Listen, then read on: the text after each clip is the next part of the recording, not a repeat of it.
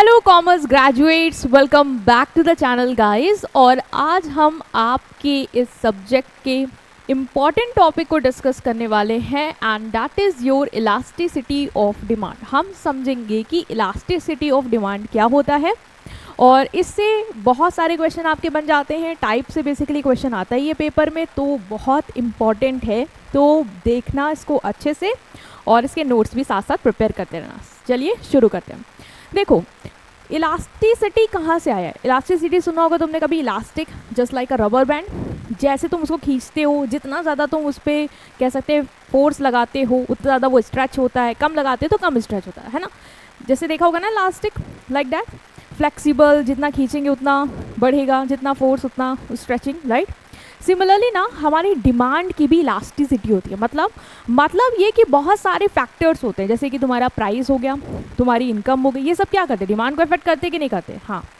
तो इनके इफेक्ट से मेरी डिमांड कितनी बढ़ रही है, कितनी घट रही है, कैसे रिस्पॉन्स कर रही है मेरी डिमांड, इनकी चेंज होने की वजह से उसे हम कहते हैं इलास्टिसिटी ऑफ डिमांड।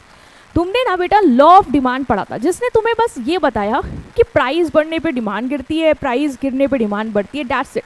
बट कितना प्राइस बढ़ने पे कितनी डिमांड गिरेगी, कितनी प्राइस गिरने पे कितनी डिमांड बढ़ेगी, ये क्वांटिटी क्या होगी, वो नहीं बताया उसने। तो वो टॉपिक तुम्हारा एक्सप्लेन करेगा तुम्हें elasticity of demand. Elasticity of demand law of demand की इस कमी को फुलफिल करता है और आपको एक्सप्लेन करता है कि कैसे हमारी डिमांड रिस्पॉन्स कर रही है toward the changes in price, right. So elasticity of demand के टाइप्स हैं। तुम्हारा क्रॉस इलास्टिसिटी ऑफ डिमांड है, प्राइस इलास्टिसिटी ऑफ डिमांड है, इनकम इलास्टिसिटी ऑफ डिमांड है। हम पहले सबसे इंपॉर्टेंट से बात करेंगे जिससे क्वेश्चन बनता है, that is price elasticity of demand. तो बाकी फैक्टर्स क्या करेंगे? कांस्टेंट लेके चलेंगे, ठीक है। तो चलो शुरू करते हैं हम प्राइस इलास्टिसिटी ऑफ डिमांड से कि प्राइस इलास्टिसिटी ऑफ डिमांड क्या होती है। देखो, प्राइस इलास्टिसिटी ऑफ डिमांड ना हमें बताती है कि जो डिमांड चेंज हो रही है वो किसके वजह से हो रही है? प्राइस की वजह से। बट कितना प्राइस चेंज हो गया जिसकी वजह से कितनी डिमांड चेंज हो गई, वो हमें तुम्हारा ये कॉन्सेप्ट एक्सप्लेन करता है। सो सिंपल है, price elasticity of demand refers to the degree, मतलब कितना डिग्री, ठीक है। कलर चेंज कर लेते हैं, okay. So degree of responsiveness of quantity demand of a commodity to a change in its price while other factor remains constant। मैंने बताया भी कि बाकी फैक्टर हम कांस्टेंट लेके चलेंगे क्योंकि हम प्राइस इलास्टिसिटी ऑफ डिमांड पढ़ रहे हैं, मतलब प्राइस की वजह से डिमांड कितनी चेंज हो रही है वो हम स्टडी कर रहे हैं। तो यही बोल रहा है कि डिग्री ऑफ रिस्पॉन्सिवनेस, मतलब तुम्हारी क्वांटिटी डिमांड जो किसी कमोडिटी की है वो कितना डिग्री से रिस्पॉन्स कर रही है, किसके toward? To a change in its price. उसके प्राइस में जो चेंज आ रहा है उसकी वजह से उसकी क्वांटिटी डिमांड कितना डिग्री से, कितनी क्वांटिटी से रिस्पॉन्स कर रही है, वो तुम्हें एक्सप्लेन करता है इलास्टिसिटी ऑफ डिमांड। और बाकी फैक्टर कांस्टेंट रखेंगे, ये तुम्हारी इंपॉर्टेंट डेफिनेशन है, इसको आप मार्क करेंगे, ठीक है। तो सिंपल वर्ड में बोले, how much demand of a good change when it's price change. मान लो मैंने प्राइस 10% से बढ़ा दिया, तो 10% से प्राइस बढ़ने की वजह से डिमांड कितने से गिर गई? क्या 10% से गिरी है, क्या 20% से गिरी है, क्या 5% से गिरी, या गिरी ही नहीं? तो ये मुझे इलास्टिसिटी ऑफ डिमांड एक्सप्लेन करेगा, ठीक है। सो इलास्टिसिटी ऑफ डिमांड मेजर करता है कि कितना चेंज आ रहा है, एक्सटेंट क्या है। लॉ ऑफ डिमांड बताता है कि प्राइस बढ़ने से डिमांड चेंज होती है, बट ये बताता है कितने एक्सटेंट से चेंज हो रही है, ठीक है। वो एक्सटेंट तुम्हारा ये बता रहा है, रिएक्शन क्या है कंज्यूमर का प्राइस के चेंज होने पे, ठीक है, कैसे रिएक्ट कर रहे हैं। जैसे तुम भी मोस्ट ऑफ द टाइम अपने आप को ऑब्जर्व करते होगे, कोई गुड्स है उसकी सेल पे आ गया, जैसे बिलियन डेज पे आईफोन सेल पे आ गया, तो उसका प्राइस मान लो 1 लाख था, वो 10% से गिर गया, 90,000 का बिक रहा है। तुम देखते हो मोस्ट ऑफ द लोग क्या करते हैं, डिमांड अपनी बढ़ा देते हैं। कितने परसेंट से बढ़ा दी? मान लो 50% से बढ़ा दी, आधे से ज़्यादा डिमांड बढ़ गई, मतलब प्राइस तो ज़रा सा ही हुआ बट डिमांड बहुत ज़्यादा बढ़ गई। तो ये जो क्वांटिटी कितनी बढ़ रही है, जो रिलेशन शो हो रहा है ना, ये तुम्हें इलास्टिसिटी ऑफ डिमांड बताता है, ठीक है।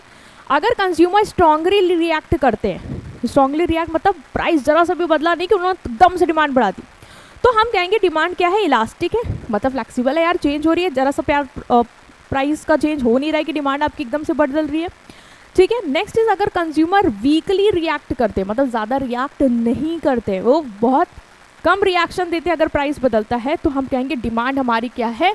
इन इलास्टिक है, मतलब ज़्यादा रिस्पॉन्स नहीं कर रही है प्राइस के बदलने की वजह से। तो बहुत बार होता है जैसे कि आप देखते होगे जो नेसेसिटी गुड्स है ना, लेने ही लेने यार, कितना भी प्राइस बढ़ जाए हम लेंगे लेंगे, तो प्राइस बढ़ने से उतना ज़्यादा रिस्पॉन्स नहीं शो करते हैं। प्राइस 10% से बढ़ जाए, 20% से बढ़ जाए, 50% से बढ़ जाए, डिमांड हमारी होगी ही होगी। तो ये तुम्हें शो करता है तुम्हारा इलास्टिसिटी ऑफ डिमांड कि कितना रिस्पॉन्स कर रही है तुम्हारी demand due to change in its price.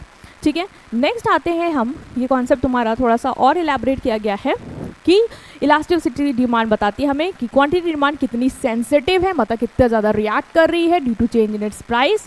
अगर डिमांड बहुत ज़्यादा रिएक्ट करती है, ठीक है, तो हम कहेंगे डिमांड बहुत ज़्यादा इलास्टिक है, क्योंकि ज़्यादा रिएक्शन मतलब क्या, ज़्यादा इलास्टिक है भाई, और कम रिएक्शन दे रही है इसका मतलब लेस इलास्टिक है, ज़्यादा नहीं चेंज हो रही है प्राइस के बदलने की वजह से। जैसे एग्जाम्पल देखो, मिल्क का प्राइस है वो 15% से बढ़ गया तो उसकी डिमांड 30% से गिर गई, मतलब तुम देख रहे हो ना, 15% से प्राइस बढ़ा और 30% से उसकी क्या हो गई, डिमांड गिर गई। मतलब डिमांड प्राइस उतना नहीं बढ़ा जितने परसेंट से, उतने ज़्यादा परसेंट से गिर गए, मतलब बहुत रिएक्टिव है डिमांड प्राइस के बदलने के टुवर्ड। वीट का देखो, प्राइस 15% से बढ़ता है और डिमांड 5%, भाई खाएगा ही खाएगा इंसान गेहूँ आटा, है ना, तो बड़े ही प्राइस 15% बढ़ा, हमने डिमांड उतनी ज़्यादा नहीं गिराई। हाँ, कुछ लोगों ने छोड़ दिया होगा, किसी और चीज़ पे स्विच करेंगे तो 5% गिर गए। तुम देख रहे हो प्राइस दोनों के गिर रहे हैं, 15% बढ़ रहे हैं, दोनों के प्राइस 15% से बढ़ रहे हैं, लेकिन डिमांड इसकी ज़्यादा रिएक्शन शो कर रही है, तो कहेंगे डिमांड ज़्यादा इलास्टिक है।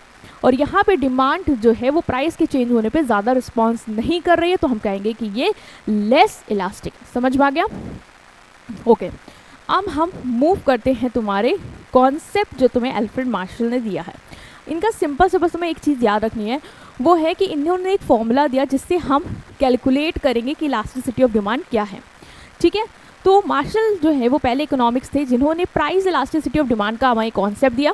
इन्होंने कहा कि जो इलास्टिसिटी ऑफ डिमांड है ना, उसको हम एज अ रेशो अंडरस्टैंड कर सकते हैं। कैसा ratio? Percentage change in quantity demand upon percentage change in price, कि कितना परसेंटेज चेंज आ रहा है क्वांटिटी डिमांड में, उसको डिवाइड कर देंगे अगर हम परसेंटेज चेंज इन प्राइस से, तो हमारा इलास्टिसिटी ऑफ डिमांड निकल के आ जाएगा कि कितना रिस्पॉन्स करे। अगर इलास्टिसिटी ऑफ डिमांड इन्होंने बोला 1 है, तो इसका मतलब जो परसेंटेज चेंज तुम्हारा डिमांड में जो प्राइस में है वो is equal to percentage change in demand है, मतलब जितना प्राइस बढ़ रहा है उतना ही डिमांड तुम देख सकते हो गिर रही है।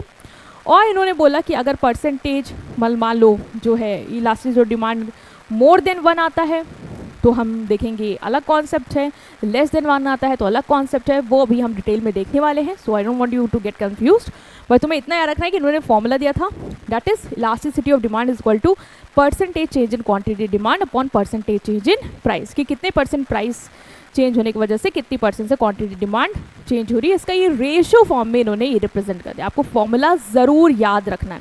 अब क्वेश्चन आता है कि परसेंटेज चेंज क्यों लिया गया, मतलब और कुछ लेते, नंबर्स लेते, यूनिट लेते, परसेंटेज चेंज क्यों, परसेंट में क्यों कन्वर्ट करना पड़ रहा है? इसलिए क्योंकि हर गुड्स की क्या है, जो क्वांटिटी है ना वो अलग होती है, कोई केजी में है, कोई लीटर में है, रुपीज़ में, तो हमें ना एक ऐसा टर्म चाहिए जो सबको कंपेयर करने में मदद करे।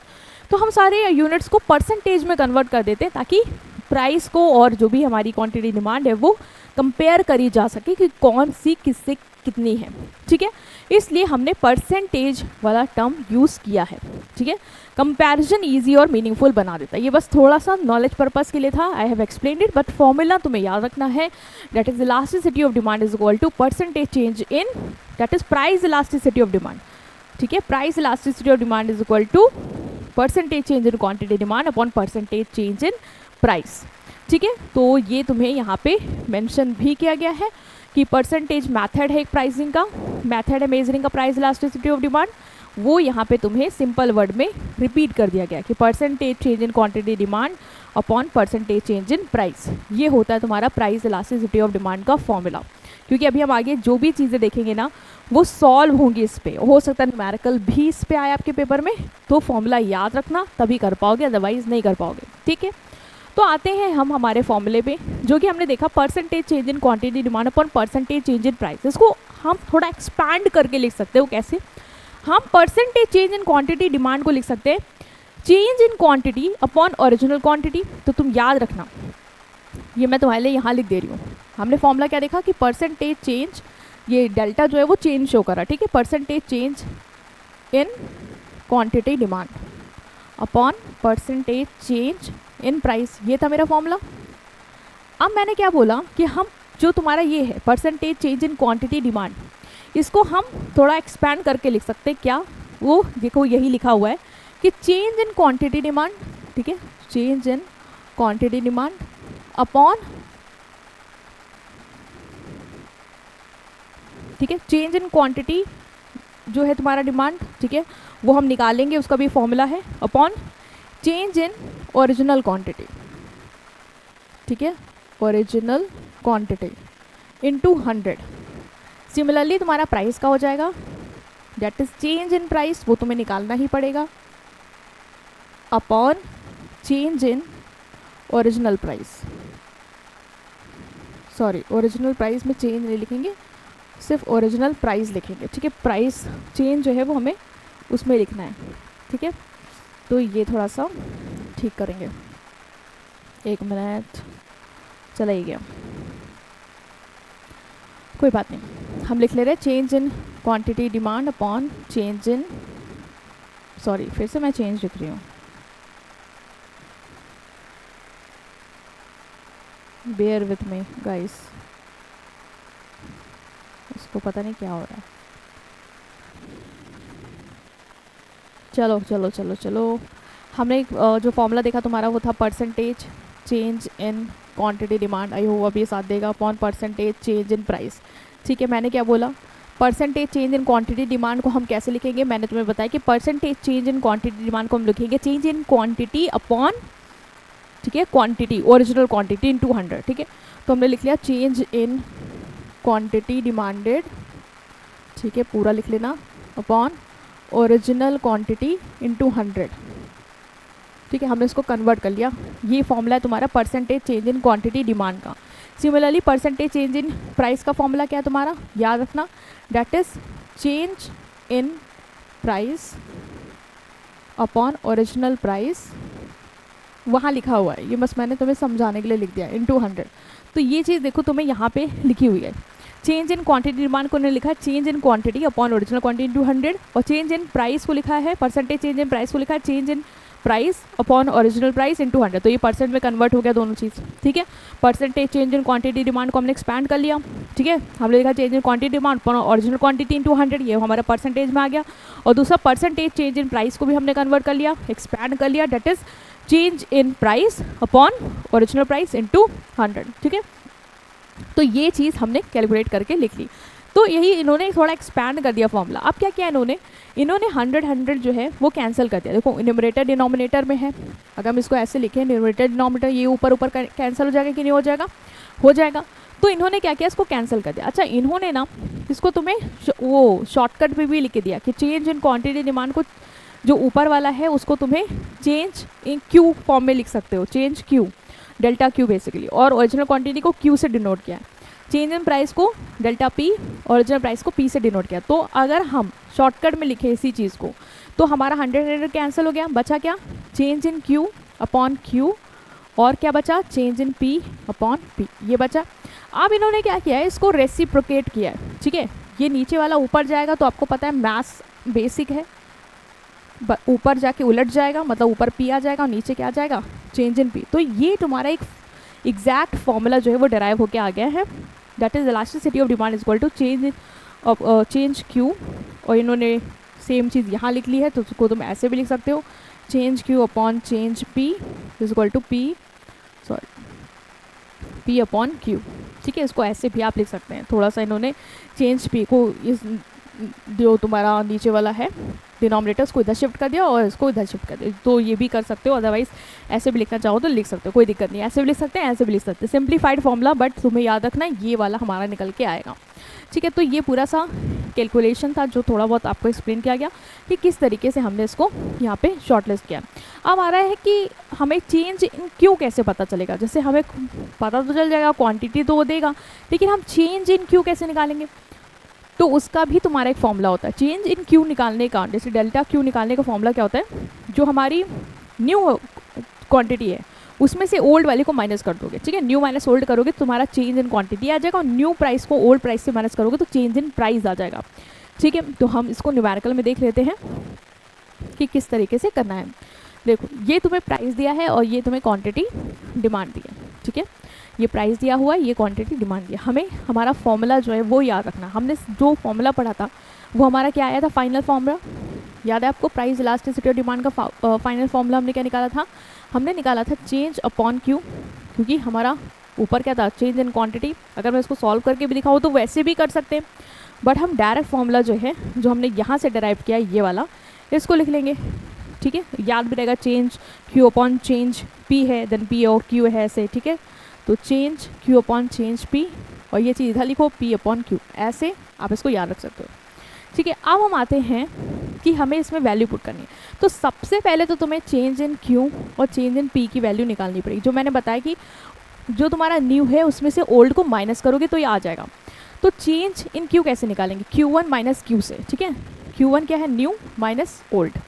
तो Q1 माइनस क्यू करेंगे, डेट इज 70 माइनस 100 करेंगे तो तुम्हारा क्या आएगा, माइनस बोलोगे 70 माइनस 100 बोलोगे -30, बट माइनस साइन यहाँ नहीं लिखते क्योंकि माइनस शो करता है कि इनवर्स रिलेशन है प्राइस और डिमांड के बीच में, तो साइन हम हटाएंगे, ठीक है। साइन गलती से मैं मत लिखना, हम सिर्फ 30 लिखेंगे। चेंज इन पी क्या है तुम्हारा, P1 माइनस पी, मतलब न्यू प्राइस माइनस ओल्ड। याद रखना न्यू माइनस ओल्ड होता है, फॉर्मूला लिख लो, ठीक है। P1 माइनस पी करेंगे, डेट इज 60 माइनस 50, तो आएगा हमारा 10। तो हमारा change in P change in Q आ गया, हम इसको पुट करना है।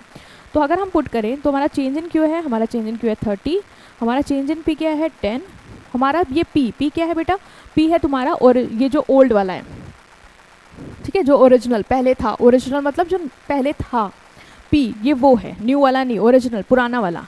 तो ये हो गया तुम्हारा 50, और क्यू क्या है, ओरिजिनल क्वांटिटी, डेट इज 100, है ना। अब हम क्या करेंगे, अब हम इसको कैलकुलेट कर लेंगे, ठीक है। ये तुम्हारा 1.5 आएगा क्योंकि 15 आएगा और ये 0 10 है नीचे तो डेसिमल लग जाएगा 1.5। तो हमारा जो प्राइस इलास्टिसिटी ऑफ डिमांड, इसको हम ऐसे लिखेंगे, तो हमारा जो प्राइस इलास्टिसिटी ऑफ डिमांड है वो आ रहा है 1.5, मतलब हमारा जो प्राइस इलास्टिसिटी ऑफ डिमांड है वो 1 से ज़्यादा है। ये चीज़ भी तुम्हें समझ आ रही हो कि 1 से ज़्यादा, मैंने कहा था अगर 1 के इक्वल है तो मतलब कि परसेंटेज चेंज जितना प्राइस में उतना ही क्वांटिटी डिमांड में, और अगर 1 से ज़्यादा है इसका मतलब जो परसेंटेज चेंज आ रहा है तुम्हारा किसमें, प्राइस में, वो कम है as compare to percentage change in demand, मतलब डिमांड बहुत ज़्यादा रिएक्शन शो कर रही है एक तरीके से। तो हम यहाँ पे इसको देख भी रहे हैं कि अगर प्राइस चेंज हो रहा है 1% से, क्योंकि इन्होंने परसेंटेज में अलग से भी वो निकाल दिया है और बोला है कि डिमांड चेंज हो रही है बाय 1.5%, इसका मतलब डिमांड जो है वो ज़्यादा रिएक्ट कर रही है toward the change in price, तो इलास्टिक है डिमांड, ठीक है। अगर वैल्यू तुम्हारी 1 से कभी भी बड़ी आए तो समझ जाना डिमांड क्या है, इलास्टिक है। तो ये होता है, अगर 1 से कम है इसका मतलब डिमांड इन इलास्टिक है, 1 है मतलब बराबर है दोनों चेंज में, और अगर 1 से ज़्यादा है तो डिमांड क्या है, इलास्टिक है। जो भी हम 1 बाय 1 पढ़ेंगे भी, बट ये तुम्हें याद रखना है, ठीक है। तो ये हमने यहाँ पे समझा कि कैसे हमें प्राइस इलास्टिसिटी डिमांड का फॉर्मूला यूज़ करके क्वेश्चन अगर आ भी जाता है तो सॉल्व करना है। तो थोड़ा बहुत तुम्हें ना ये चीज़ याद रखनी होगी कि फॉर्मूला क्या है।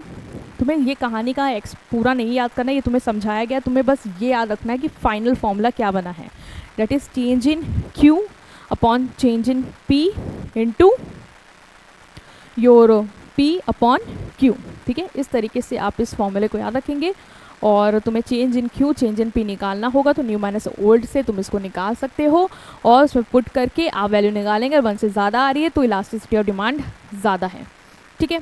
तो ये इतना था हमारा कॉन्सेप्ट जो प्राइस इलास्टिसिटी ऑफ डिमांड के बेसिक को लेके था। नेक्स्ट आता है हमारा next topic, that is degree of price elasticity of demand. देखो तुमने भी अभी देखा कि elasticity of demand her goods की सेम नहीं होती है ना, किसी की 1 होगी, किसी 1 से ज़्यादा होगी, किसी 1 से कम होगी, किसी की 0 होगी, तो क्या किसी की इन्फिनिट होगी। इसी के बेसिस पे ना जो प्राइस इलास्टिसिटी ऑफ डिमांड है उसको हमने बहुत सारे डिग्रीज में बांट दिया है। तुमने पढ़ा भी है 11-12 में, तुम्हें पता भी है वो क्या है, perfectly elastic, in elastic, unitary elastic, elastic, perfectly elastic. इस तरीके से 5 कैटेगरी जो है वो हमने बना दिया। तो 1 बाय 1 हम करके समझेंगे कि अगर 1 आती है तो क्या होता है, 1 से ज़्यादा है तो क्या है, कम है तो क्या है, 0 है तो क्या है, इन्फिनिट क्या है, तो वो सारी सिचुएशन तुम्हें अब समझाई जाएंगी, ठीक है। तो पहला है परफेक्टली इन इलास्टिक डिमांड। देखो एक चीज़ समझना, कंफ्यूज मत होना, बच्चे ना नाम से कंफ्यूज आते हैं कि ये कौन सा वाला था, हमें याद नहीं आ रहा, बट तुम कीवर्ड समझो क्या बोल रहा है। डिमांड क्या है, इन इलास्टिक, इसका मतलब डिमांड चेंज नहीं हो रही, और बोल रहा है कि नहीं हो रही है इवन परफेक्टली, मतलब बिल्कुल ही नहीं हो रही है, कोई गुंजाइश ही नहीं कि ज़रा सा भी होगी, ठीक है। ऐसा भी नहीं कि थोड़ा बहुत भी हो सकती है, परफेक्टली एकदम परफेक्ट इन इलास्टिक, मतलब डिमांड में कोई चेंज आ ही नहीं रहा है, भले ही प्राइस कितना भी तुम्हारा चेंज हो रहा हो। तो ये बोला कि परफेक्टली क्या है, डिमांड इन ही इलास्टिक है। तो even after price change quantity demand stay the same. Price देखो इसको हम चेंज करते हैं, मतलब 50 60 70 करते हैं, ठीक है, प्राइस बढ़ रहा है, प्राइस इवन चेंज हो रहा है, देखो प्राइस 50 60 हो गया, 60 70 हो गया, लेकिन डिमांड क्या है, डिमांड तुम्हारी अभी भी यहाँ पे क्यू पे, डेट इज हम कह सकते हैं डिमांड अभी भी तुम्हारी 4 पे है, ठीक है, डायग्राम थोड़ा सा इंप्रूव करो, 4 पे है। तो चाहे प्राइस, जब प्राइस तुम्हारा 50 था, मैंगो का है एग्जाम्पल दिया है कि मैंगो का प्राइस 50 था, ठीक है, पर केजी, तब भी तुम 4 केजी की डिमांड कर रहे थे, ठीक है, 4 केजी ले रहे थे। डिमांड जो प्राइस है तुम्हारा वो 60 हो गया, बढ़ गया, तब भी तुम 4 केजी ले रहे हो, ठीक है, प्राइस जो है वो 70 हो गया, तब भी तुम 4 केजी ले रहे हो, मतलब प्राइस बढ़ भी रहा है लेकिन तुम अपनी डिमांड नहीं गिरा रहे हो, ठीक है, तुम वही कंज्यूम करो जितना तुम कंज्यूम कर रहे थे, जितनी क्वांटिटी ले रहे थे। इसका मतलब डिमांड जो है वो प्राइस के बदलने पे रिस्पॉन्स नहीं करे, इसे बोलते हैं परफेक्टली इन इलास्टिक, मतलब डिमांड जो पूरी तरीके से इन इलास्टिक है, डिमांड कोई रिस्पॉन्स या कोई चेंज नहीं शो करी। इलास्टिसिटी ऑफ डिमांड यहाँ पे क्या होगी, 0 होगी, ठीक है, यहाँ पे इलास्टिसिटी ऑफ डिमांड तुम्हारी क्या आएगी, 0 है, क्योंकि परसेंटेज चेंज जो है तुम्हारा डिमांड वो तो 0 ही है, परसेंटेज चेंज इन प्राइस में चाहे जितना हो तो आंसर तो 0 आएगा, 0 अपॉन नंबर से डिवाइड करोगे तो आंसर 0 आएगा। तो इसलिए बोल रहा है कि यहाँ पे जो तुम्हारा इलास्टिसिटी ऑफ डिमांड है ना वो 0 है। When price change but quantity demand remain unchange, demand is perfectly elastic, बोला कि जो प्राइस चेंज होता है लेकिन क्वांटिटी डिमांड अनचेंज रहती है, मतलब वो चेंज नहीं होती है, तो तुम्हारा प्राइस इलास्टिसिटी ऑफ डिमांड 0 होता है। और याद रखना ग्राफ कैसे बनेगा, ये सबसे इंपॉर्टेंट है, that is your vertical to Y axis, ठीक है, तुम देखो ना वर्टिकल बन रहा है और वाई एक्सिस के टूवर्ड, ठीक है, ये चीज़ तुम्हें याद रखना है, क्योंकि एक में भी तुम देखोगे कि हॉरिजॉन्टल टू एक्स एक्सिस भी बनेगा, वो भी हम आगे देखेंगे, बट पहला केस हमने क्लियर कर लिया, that is perfectly in elastic वाला, ठीक है। परफेक्टली इन इलास्टिक कब होगा, तो ये इमेजिनरी सिचुएशन, ऐसा होता ही नहीं कि अभी परफेक्टली इन इलास्टिक हो, बट तुम्हें इकोनॉमिक्स का कॉन्सेप्ट समझाना है तो तुम्हें समझना होगा कि परफेक्टली इन इलास्टिक वाली सिचुएशन कब आती है। खुद सोचो, मोस्ट ऑफ द केस में मेडिसिन में हो सकती है कि मतलब कोई डायबिटिक का पेशेंट है, उसको इंसुलिन देनी है, प्राइस भाई 2000 हो जाए 4000 हो तो देना ही होगा उसको, ना तो वो सर्वाइव नहीं कर पाएगा, तो प्राइस बढ़ने पे फिर भी हमारी डिमांड जो है वो रहेगी है ना, तो उस केस में हम अप्लाई कर सकते हैं समझने के लिए। नेक्स्ट आता है इन इलास्टिक डिमांड या लेस इलास्टिक डिमांड क्या होती है। देखो यहाँ पे ये बोल रहा है इन इलास्टिक है, बट कंफ्यूज मत होना, ये परफेक्टली इन इलास्टिक नहीं बोला, बोला इन इलास्टिक है मतलब रिस्पॉन्स जो है वो कम शो करेगी, बट परफेक्टली में बोला मतलब बिल्कुल ही नहीं शो करेगी, ठीक है, परफेक्टली ही पूरी तरीके से ही इन इलास्टिक मतलब जमी हुई है, हिल ही नहीं रही है, बट यहाँ पे इसके आगे तुम्हें दिया है कि लेस इलास्टिक, मतलब कि इलास्टिक है बट ज़्यादा नहीं है। इसका मतलब प्राइस में परसेंटेज चेंज आएगा, बट जितनी तेज़ी से प्राइस बढ़ेगा उतनी तेज़ी से तुम्हारी डिमांड जो है वो रिस्पॉन्स नहीं करेगी, ठीक है। तो डिमांड लेस इलास्टिक बोल रहा है कि इन इलास्टिक डिमांड, तुम्हें याद रखना है इसको इन इलास्टिक डिमांड बोलेंगे। इलास्टिक डिमांड क्या होती है, लेस इलास्टिक डिमांड, ठीक है, पूरी तरीके से नहीं है कि डिमांड नहीं चेंज हो रही है, होगी बट ज़्यादा नहीं चेंज होगी, मतलब रिस्पॉन्स कम करेगी परसेंटेज चेंज इन प्राइस के कंपैरेटिव। तो ऐसी सिचुएशन जहाँ पे प्राइस में तो लार्ज चेंज आएगा, मतलब प्राइस बहुत तेज़ी से मान लो या तो गिरेगा या तो बढ़ेगा, लेकिन उसके टुवर्ड जो रिएक्शन आना है तुम्हारे डिमांड का ना वो बहुत कम होगा, सिर्फ स्मॉल चेंज ही आएगा क्वांटिटी डिमांड में। तो बोला inelastic demand refers to a situation where a large change in price leads to only small change in quantity demand. In other word, even if price rise और fall significantly consumer do not change their demand much, consumer पे demand ज़्यादा change नहीं करेगा, वहाँ तो demand ही नहीं कर रहा था, यहाँ ज़्यादा चेंज नहीं करेगा, भले ही तुम्हारा प्राइस गिरे बढ़े, कंज्यूमर अपनी डिमांड ज़्यादा चेंज नहीं करेगा। वहाँ पे क्या था, वो कांस्टेंट पे था, ना बढ़ा रहा था ना घटा रहा था, ठीक है। यहाँ पे क्या है, वो ज़्यादा चेंज नहीं शो करेगा, मतलब शो करेगा बट उसके कंपैरेटिव नहीं शो करेगा जितना प्राइस में चेंज आ रहा है, ठीक। तो परसेंटेज चेंज जो है तुम्हारा डिमांड में वो लेस होगा then percentage change in price. ये एक की वर्ड तुम्हें याद रखना है कि यहाँ पे जो परसेंटेज चेंज डिमांड में आ रहा है वो कम आ रहा है as compare to percentage change in price, ठीक है। कंज्यूमर ज़्यादा रिस्पॉन्सिव नहीं है प्राइस चेंज को लेके, डिमांड बहुत धीरे धीरे बदलती है और प्राइस बहुत तेज़ी से गिरता है। जैसे कि तुम देख सकते हो, प्राइस देखो वीट का लेते हैं तो प्राइस वीट का क्या था, पहले 25 था तो तुम 10 ले रहे थे, प्राइस बढ़ गया मतलब 10 से बढ़ गया, 10 रुपए से बढ़ गया, 35 हो गया, बट क्या डिमांड में बहुत ज़्यादा चेंज देखने को मिला? नहीं, डिमांड में 10 से सिर्फ 9 kg आया है ना, बस 1 kg का डिफरेंस आया, जबकि प्राइस 10 रुपये से चेंज हो गया, बहुत बड़े मार्जिन से चेंज हो गया, बट डिमांड ने उतना रिस्पॉन्स नहीं किया। तो ये क्या है? ये है तुम्हारा लेस इलास्टिक डिमांड या इन इलास्टिक डिमांड। यहाँ पे याद रखना है जो ईडी होगा वो लेस देन 1 होगा, ये मोर देन 1 तो अभी हमने पढ़ा ना, जब मोर इलास्टिक होगी तब 1 से ज़्यादा होता है, लेस देन 1 है मतलब डिमांड ज़्यादा इलास्टिक नहीं है, ठीक है। मोस्टली नेसेसरी गुड्स में ये देखा जाता है। अब जैसे गेहूँ है, इंसान लेगा तो है ही, अब मान लो प्राइस बढ़ भी रहा है, जैसे एलपीजी तुम देख रहे हो प्राइस बढ़ भी रहा है, फिर भी लोग ले रहे हैं, है ना, तो लेना ही पड़ेगा क्योंकि नेसेसिटी है, उसके बिना काम नहीं चल पाएगा। तो भले ही प्राइस ज़्यादा चेंज शो करे बट डिमांड उतना रिस्पॉन्स नहीं कर पाती। जैसे कि तुम्हें यही चीज़ ना यहाँ पे ड्रॉ करके बताइए, और इन्होंने ना इसका परसेंटेज चेंज इन प्राइस और परसेंटेज चेंज इन डिमांड निकाला है, तुम भी निकाल सकते हो, हमने भी ना चीज़ समझी भी है। परसेंटेज चेंज इन डिमांड कैसे निकालेंगे? परसेंटेज चेंज डिमांड निकालने के लिए तुम्हें क्या करना होगा? Change Q upon Q into 100, है ना। तो अगर हम देखें परसेंटेज चेंज, चलो हम निकालते हैं परसेंटेज चेंज इन डिमांड।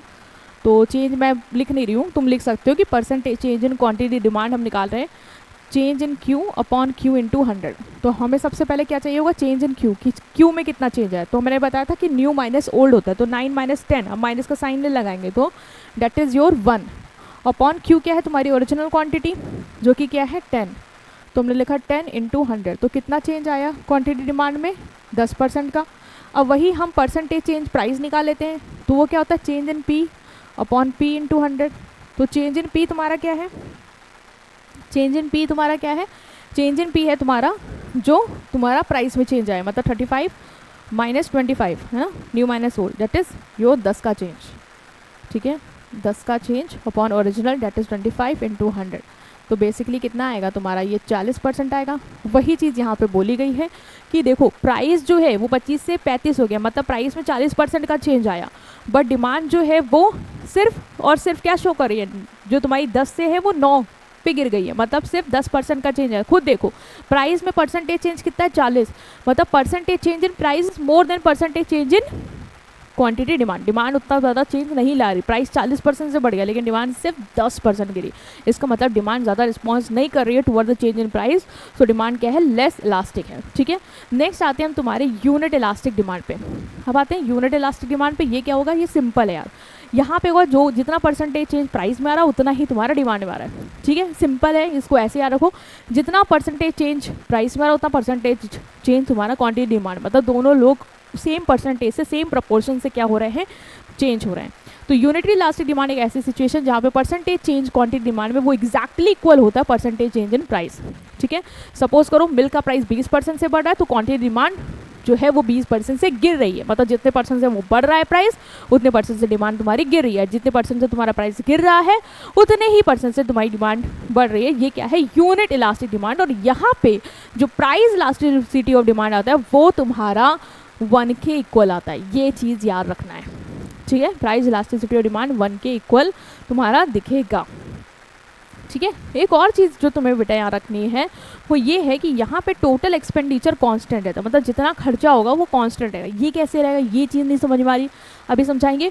और डिमांड कर्व जो है वो रेक्टेंगुलर हाइपरबोला नेचर का बनेगा, ठीक है। तो 2 चीज़ तुम्हें याद रखनी है बस, एक तो सिचुएशन क्या होगी जब percentage change in quantity demand और percentage change in price equal होगा ये, और दूसरा यहाँ पे प्राइस इलास्टिसिटी डिमांड होगी 1 के इक्वल, रेक्टेंगुलर हाइपरबोला का तुम्हारा डिमांड कर्व बनेगा और टोटल एक्सपेंडिचर सेम होगा। मतलब टोटल एक्सपेंडिचर का देखते हैं, देखो जब प्राइस 10 था तब तुम 5 यूनिट ले रहे थे, इसका मतलब 10 इंटू 5 50 रुपये खर्च कर रहे थे, ठीक। और जब प्राइस गिर के 5 हो गया तब तुम 10 यूनिट ले रहे हो, मतलब जैसे प्राइस गिर गया तुमने अपनी डिमांड बढ़ा दी, तो अब तुम 5 रुपये में 10 खरीदो, मतलब 50 रुपये का खर्चा करो। इसका मतलब एक्सपेंडिचर दोनों केस में क्या है? सेम ही हो रहा है ना। जब प्राइस बड़ा था तब भी उतना ही खर्चा करो, गिर गया तो भी उतना ही खर्चा करो, क्योंकि तुमने क्वांटिटी गिरा दी। तो यही बोला है इन्होंने कि जो एक्सपेंडिचर है वो सेम होता है। और ये देखो ये जो शेप है ना, ये हाइपरबोला की शेप है और इसको हम रेक्टेंगुलर हाइपरबोला के से डिनोट करेंगे। रेक्टेंगुलर क्यों? क्योंकि हर पॉइंट में जो कैलकुलेशन आ रही है वो सेम आ रही है, वैसे लेंथ इनटू ब्रेड ऐसे करके ना, जैसे सेम आ रहा है, ठीक। तो इस तरीके से हम इसको रेक्टेंगुलर हाइपरबोला का शेप बोलेंगे, ठीक है। नेक्स्ट जो है वो तुम्हारा है elastic demand, that is highly elastic demand. वहाँ क्या था, लेस इलास्टिक डिमांड, मतलब था कि डिमांड ज़्यादा रिस्पॉन्स नहीं कर रही है toward the change in price, है ना, प्राइस ज़्यादा तेजी से बढ़ रहा है और डिमांड कम तेजी से गिर रही है। बट यहाँ पे ना अपोजिट है, यहाँ पे हाईली इलास्टिक डिमांड बोला, मतलब डिमांड बहुत ज़्यादा रिस्पॉन्स करी इवन छोटे से भी प्राइस में चेंज आने की वजह से, ठीक है। तो डिमांड को इलास्टिक तब बोलते हैं when even a small change in price leads to larger change in quantity demand, मतलब जरा सा भी प्राइस गिरता है या बढ़ता है तो डिमांड एकदम से बहुत ज़्यादा रिस्पॉन्स शो करने लग जाती है, ठीक है। कंज्यूमर बहुत सेंसिटिव है प्राइस को लेके, जैसे तुम देखो, मान लो प्राइस 10 था तो कंज्यूमर 1000 यूनिट ले रहा है, जैसे ही प्राइस 1 रुपये भी बढ़ गया कंज्यूमर ने अपने यूनिट 1000 से 600 पे गिरा दी, मतलब एकदम से 1 रुपये का भी प्राइस बदलने से कंज्यूमर ने क्या किया, तुरंत अपनी डिमांड कम कर दी। हो सकता है वो नए किसी और अल्टरनेटिव पे स्विच कर गया, उसके लग रहा कि और मिल जाएंगे इससे इसी कम रेंज में। तो ये वाला सेम होता है तुम्हारा हाईली इलास्टिक डिमांड में, जहाँ पे percentage in change in demand ज़्यादा होता है परसेंटेज चेंज इन प्राइस। तो यहाँ पे तुम्हारा जो ईडी होगा ना वो मोर देन 1 होगा, मतलब डिमांड इलास्टिक है ज़्यादा, ठीक है। Mostly luxury goods, jewellery, expensive pieces, cloth, इन सब में पाया जाए। भाई लग्जरी इन सब में लोगों को लगता है जरा सा भी प्राइस बढ़ गया उनको लगता है कि स्विच कर जाते हैं, कुछ और लेंगे, मतलब नहीं लेंगे। तो यहाँ पे डिमांड एकदम से तुम्हारी गिरने वो दिख जाती है तुम्हें, ठीक है। तो सिंपल है, याद रखना, जहाँ डिमांड बहुत ज़्यादा रिएक्ट करी even small change in price, देखो प्राइस जो है वो सिर्फ 10% से बढ़ा और डिमांड जो है वो 40% से क्या है, गिर गई, मतलब percentage change in demand is more than percentage change in price, that is price elasticity of demand is more than 1, ठीक है। ओके, नेक्स्ट है तुम्हारा last situation, that is perfectly elastic demand. Perfectly elastic demand क्या होती है, perfectly elastic demand बोलती है कि जो डिमांड है ना वो पूरी तरीके से क्या है, बिल्कुल इलास्टिक है। वो था परफेक्टली इलास्टिक, मतलब हिल ही नहीं रही है। यहाँ पे बोला कि अगर प्राइस ज़रा सा भी चेंज हो, क्वांटिटी डिमांड तुरंत बहुत ही ज़्यादा रिस्पॉन्स करती है, मतलब जीरो हो जाएगी या तो इन्फिनिट हो जाएगी। ये सिचुएशन रेयर, ऐसा कभी नहीं होगा कि प्राइस ज़रा सा भी बदला, मतलब पॉइंट से भी बढ़ गया तो तुम डिमांड ही ख़त्म कर दोगे, कोई लेगा ही नहीं, ऐसा होता ही नहीं है रियल लाइफ में। इसलिए बोला भी इमेजिनरी सिचुएशन है, रियली एग्जिस्ट करती है, बट ये सिचुएशन तुम्हें याद रखनी है कि ज़रा सा भी प्राइस में अगर बदलाव आता है, मतलब बढ़ता है या गिरता है, तो डिमांड या तो ज़ीरो हो जाएगी, ठीक है, जैसे डिमांड प्राइस थोड़ा सा भी बढ़ गया तो डिमांड एकदम खत्म हो जाएगी, या अगर प्राइस एकदम से गिर गया तो इतनी डिमांड हो जाएगी कि मतलब उसका कोई अंत ही नहीं, इन्फिनिट। बट कि ये रियली कोई एग्जिस्ट नहीं करती सिचुएशन, तुम खुद सोच सकते हो। तो अगर प्राइस बोल रहे जरा सा भी गिरता है तो क्वांटिटी डिमांड इन्फिनिटी हो जाती है, मतलब अंत ही नहीं है, लोग इतना भर भर के डिमांड करेंगे खत्म ही नहीं होगी, ऐसा कैसे हो सकता है। और बोले मतलब बहुत ही सेंसिटिव होते हैं प्राइस को लेके।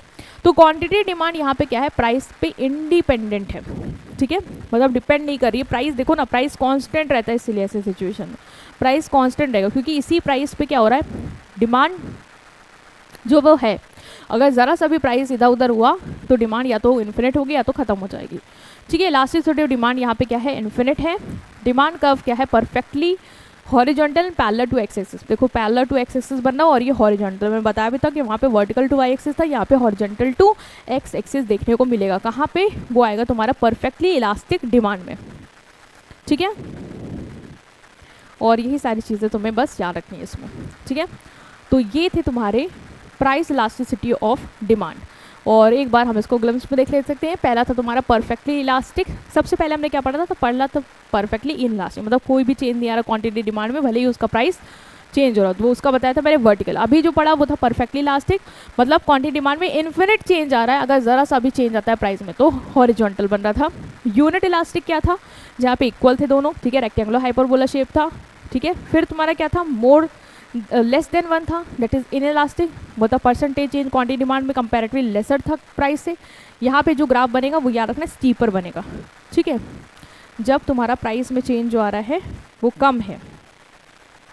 फिर है मोर देन 1, जो तुमने देखा इलास्टिक, जहाँ पे क्वांटिटी डिमांड में जो चेंज है वो ज़्यादा है as compare to percentage change in price, और यहाँ पे डायग्राम तुम्हारा फ्लैटर बनेगा। थोड़ा सा ये चीज़ डायग्राम अप्रोच से याद रखना है कि स्लीपर का बनना है, फ्लैटर का बनना, तुम बनाओगे तो तुम खुद देखोगे कि जब क्वांटिटी डिमांड ज़्यादा है as compare to change in price तो फ्लैटर तुम्हें दिखेगा, और जहाँ पे वो क्वांटिटी डिमांड में जो चेंज है वो कम है as compare to change in price तो वो थोड़ा सा स्टीपर दिखेगा, तो वो आपको वैसे भी आइडिया लग जाएगा।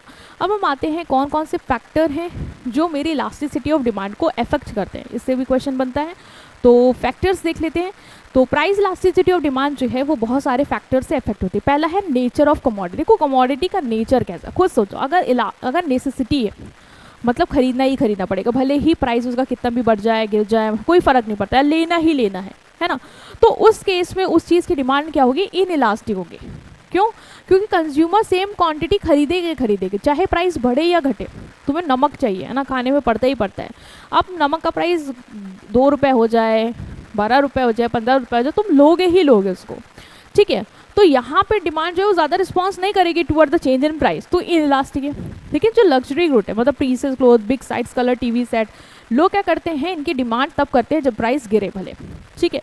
तो यहाँ की डिमांड क्या है, इलास्टिक है। मतलब जरा सा प्राइस बढ़ता है, कंज्यूमर सोचते हैं कि अभी नहीं बाय करेंगे, बाद में देखा जाएगा, ठीक है, अवॉइड कर देते हैं क्योंकि नेसेसिटी नहीं कि लेना ही पड़ेगा भले प्राइस कितना भी हो। यहाँ पे प्राइस बढ़ गया तो हम अवॉइड कर देंगे, घट गया तो ले लेंगे। तो डिमांड क्या है, चेंज हो सकती है, इलास्टिक है। नेक्स्ट इज सब्स्टिट्यूट अवेलेबल है या नहीं, ये भी इफेक्ट करेगी। बहुत सारे गुड्स होते हैं, उनके बहुत सारे सब्स्टिट्यूट है। तुम सोचो कोका कोला है, कोका कोला का प्राइस ज़रा सा भी बढ़ा, तुम थम्स अप पे स्विच कर जाते हो। क्यों? क्योंकि उसके सब्स्टिट्यूट अवेलेबल है। तो अगर सब्स्टिट्यूट अवेलेबल है तो डिमांड क्या है, इलास्टिक है, चेंज की जा सकती है, ठीक है, इलास्टिक है। कोका कोला का पेप्सी सब्स्टिट्यूट है, ठीक है, तो स्विच कर जाओगे। बट अगर मान लो कि सब्स्टिट्यूट नहीं है तो डिमांड क्या है, इनइलास्टिक, फिर वही लेना पड़ेगा क्योंकि उसका और अल्टरनेटिव अवेलेबल नहीं है। तो वही चीज़ तुम्हें यहाँ पे एक्सप्लेन की गई है। Next is number of use, जो भी गुड्स है उसको कितने यूज़ हैं।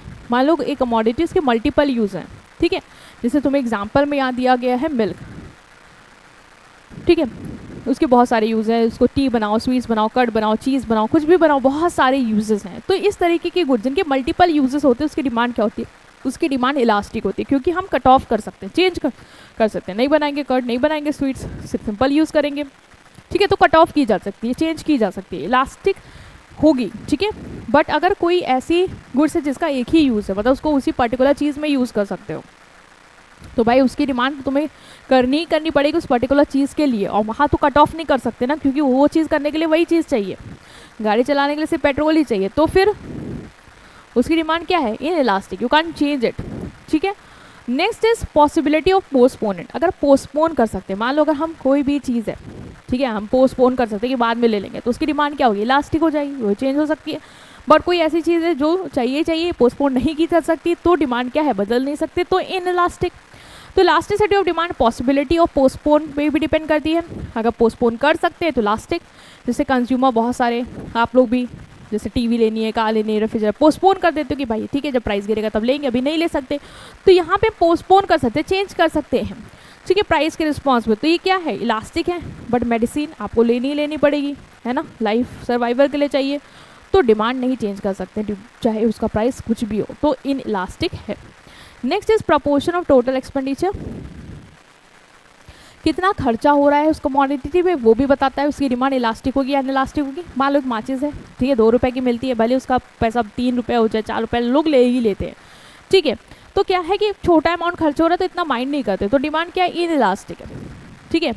लेकिन अगर कंज्यूमर बहुत ज़्यादा पोर्शन अपनी इनकम का किसी चीज़ पे खर्च करता है, लाइक मिल्क, क्लोथ, तो उसके केस में अगर उसका प्राइस बढ़ेगा तो हम तुरंत कट ऑफ कर देंगे, अपनी डिमांड गिरा देंगे, तो वहाँ पे क्या है, वो इलास्टिक होगा, याद रखना। नेक्स्ट इज हैबिट, किसी चीज़ की तुम्हें लत है, हैबिट है, तो भले उसका प्राइस कितना भी हो जाए तुम क्या करोगे, उसको खरीदो। जैसे जो लोग ड्रग एडिक्टेड हो, तो भाई कितना भी प्राइस हो जाए वो उसको लेंगे ही लेंगे, तो क्या है, ज़्यादा इलास्टिक डिमांड वहाँ पे नहीं देखने को मिलेगी तुम्हें, है ना। सिगरेट, वाइन, टबैको आप लोगे ही लोगे, तो डिमांड क्या है, ड्यू टू हैबिट जो आपकी डोमिनेट करे, उसकी वजह से इन इलास्टिक, प्राइस जो भी हो बढ़े घटे आप लेने ही वाले हो। टाइम पीरियड, तो बोला प्राइस इलास्टिसिटी ऑफ डिमांड जो है वो टाइम पीरियड से भी रिलेट होती है।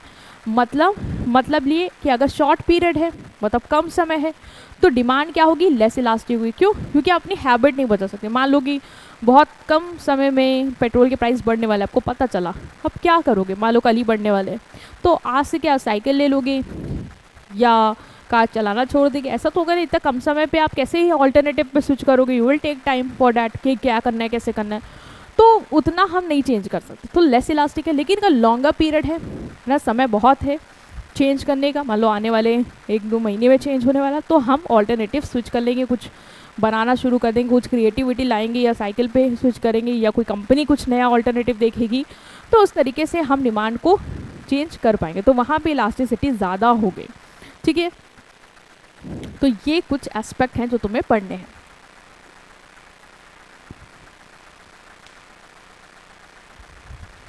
Next is your price level. Elasticity of demand price level, commodity का कितना प्राइस लेवल उस पर डिपेंड करती है। मान लो बहुत एक्सपेंसिव गुड्स है, तुम सोचोगे बहुत एक्सपेंसिव गुड है तो डिमांड तो इसकी इलास्टिक होगी, नहीं है। देखो बहुत एक्सपेंसिव गुड होते हैं जैसे डायमंड्स एंड ऑल, लोगों को पता ही होता है यार कि ये महंगे ही हैं। ठीक है, अगर थोड़ा भी प्राइस बढ़ गया 100 200 1000 से तो उनको फ़र्क नहीं पड़ता, तो डिमांड वहाँ पे लेस इलास्टिक ही देखने को मिलेगी। ठीक है, बहुत चीपर गुड्स हैं जैसे कोरस क्लॉथ, तो इनमें भी तुम लेस इलास्टिक या लो इलास्टिसिटी ऑफ डिमांड ही देखो। क्यों? क्योंकि मोटा अनाज है, ये सारी चीज़ें, तो लोगों का 2-3 रुपये बढ़ भी जाता तो कोई ज़्यादा खास फर्क नहीं पड़ता। बट अगर कोई मिडिल प्राइस गुड्स हैं, ठीक है, जैसे शर्ट हो गई, कपड़े हो गए सब, तो वहाँ पे कस्टमर सेंसिटिव होता है, ज़्यादा प्राइस में चेंज आता है तो वो तुरंत डिमांड अपना गिरा देता है, तो ज़्यादा केयरफुल होता है। तो याद रखना, वेरी एक्सपेंसिव में भी लेस इलास्टिक है, चीप में भी लेस इलास्टिक है, बस मिडिल प्राइस में थोड़ा इलास्टिक देखने को मिलेगा। नेक्स्ट इज जॉइंट डिमांड, मतलब जब दो गुड्स एक साथ यूज़ होते हैं, ठीक है, तो उसे हम बोलते हैं जॉइंट डिमांड, कि एक खरीदोगे तो दूसरी डिमांड करनी पड़ेगी। तो उसका केस क्या होगा? बोला कि जब दो गुड एक साथ यूज़ होते हैं तो इलास्टिसिटी एक गुड की डिमांड की डिपेंड करती है इलास्टिसिटी ऑफ अनदर। मान लो अगर demand for one good is in elastic, कि एक गुड है उसकी डिमांड क्या है? इन इलास्टिक, मतलब प्राइस बढ़ रहा है घट रहा है कोई फर्क नहीं, डिमांड जो है वो कर ही रहे हैं, वो है ही, तो डिमांड उसके साथ वाले गुड्स की यूज़ होता है जो उसकी भी क्या होगी? इन इलास्टिक होगी, क्योंकि जब तुम वो यूज़ कर रहे हो उसको नहीं रोक सकते। लाइक मान लो पेट्रोल ले ही रहे हो, तो कार नहीं, कार मैं पहले बोल दूँ कि पेट्रोल ले रहे हो तो कार क्यों लेने, मतलब बाइक, ऑफकोर्स बाइक कार कुछ भी होगी ना पेट्रोल से चलाने के लिए। तो अगर पेट्रोल की डिमांड इन इलास्टिक, मतलब लेना ही लेना है तुम्हें जाने के लिए, ट्रैवल करने के लिए, तो यार फिर जो तुम्हारी बाइक है, जो कार है, उसकी भी तो डिमांड इन इलास्टिक होगी ना, वो थोड़ी ना आप छोड़ दोगे। ठीक है, वो भी नहीं चेंज होगी। तो जॉइंट डिमांड मतलब एक साथ जो कमोडिटी यूज़ होती है, या मैं कह दूँ बेटर ऑप्शन रहेगा कि अगर आपके पास मान लो बाइक है, कार है जिससे आप ट्रैवल करते हो, तो जब वो है तो पेट्रोल की डिमांड भी करनी पड़ेगी। ठीक है, अगर उसकी डिमांड इन इलास्टिक है, तुम नहीं चेंज कर रहे हो, भले ही प्राइस कितना भी बढ़ता जा रहा है, ठीक है, तो उसको चलाने के लिए ऑफकोर्स तुम पेट्रोल भी लोगे ही लोगे। ठीक है, तो ये हो गया तुम्हारा जॉइंट डिमांड का केस। एक की अगर इलास्टिक है तो दूसरे की भी वही चीज़ आएगी। ठीक है, अगर उसकी इलास्टिक है तो दूसरे की भी इलास्टिक होगी, जो भी केस है दोनों का होगा, क्योंकि दोनों एक साथ ही यूज़ हो रहे हैं, तभी हम फुलफिल कर पा रहे हैं उसका नीड या वांट जो भी हमारी उससे रिलेटेड है। नेक्स्ट आते हैं हम तुम्हारे क्रॉस इलास्टिसिटी। अभी तक ना हमने देखा प्राइस, कि प्राइस की वजह से तुम्हारा जो डिमांड है उसमें क्या चेंज आ रहा है। ये वीडियो थोड़ी लेंथी हो रही है क्योंकि ये चैप्टर है बेटा बड़ा। ठीक है, जो डिमांड इलास्टिसिटी और प्राइस इलास्टिसिटी है ना, ये थोड़ा सा बड़ा टॉपिक है, बट अब थोड़ा सा ख़त्म ही होने वाला है, सो हम देख लेते हैं। क्रॉस इलास्टिसिटी ऑफ डिमांड बहुत सिंपल है, तुमने अब तक प्राइस समझ लिया तो तुम्हारे लिए कुछ नहीं है। यहाँ बोल रहा है क्वांटिटी डिमांड चेंज होती है, बट क्यों बोल रहा है कि responsiveness of quantity demand of one commodity to a change in price of another, मतलब दूसरे कमोडिटी के प्राइस के चेंज होने की वजह से जो तुम्हारी क्वांटिटी डिमांड है कमोडिटी की, वो कितना रिस्पॉन्स करती है, कितने डिग्री से चेंज होती है, वो होता है तुम्हारा cross elasticity of demand. Cross elasticity of demand मतलब दो प्रोडक्ट जो एक साथ यूज़ हो रहे हैं, लाइक सब्सिट्यूट हो गया, कॉम्प्लीमेंट्री हो गया, है ना, जो एक की जगह दूसरा यूज़ होता सकता है, या कॉम्प्लीमेंट्री हो गया, इनके प्राइस के चेंज होने की वजह से जो तुम्हारा कमोडिटी उस पर क्या असर आ रहा है, वो होता है क्रॉस इलास्टिसिटी ऑफ डिमांड।